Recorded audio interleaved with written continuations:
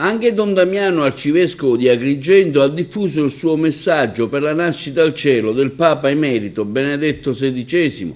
Don Damiano scrive nella sua nota stampa: un'omelia tenuta a Roma nella parrocchia di Santa Maria delle Grazie l'11 dicembre 2011, Benedetto XVI disse: l'avvento è tempo di attesa, di speranza, di preparazione alla visita del Signore. A questo impegno ci invitano la figura e la predicazione di Giovanni Battista. Giovanni è il precursore semplice, testimone, totalmente subordinato a colui che annuncia, una voce nel deserto, come anche oggi nel deserto delle grandi città di questo mondo, di grande assenza di Dio. Abbiamo bisogno di voci che semplicemente ci annunciano.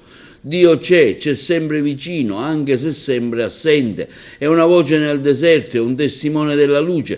Queste parole pronunciate allora descrivono non solamente la figura di Giovanni Battista, ma delineano altresì che è stato su questa terra la grande e umilissima figura di uno dei più raffinati e acuti teologi dei nostri tempi, e Papa Emerito Joseph Ratzinger, Benedetto XVI. Si è stato davvero un umile testimone della luce, di quella luce che è il Verbo incarnato, la quale attraverso il suo magistero e il suo esempio ha illuminato la nostra intelligenza e risaldato i nostri cuori. Ora Benedetto XVI, continua Don Damiano, è entrato definitivamente nella luce della Pasqua di Gesù Cristo.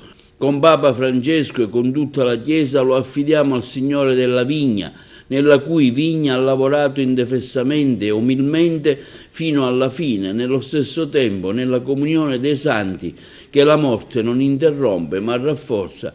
Chiediamo al Papa Emerito Benedetto XVI di continuare a pregare per noi.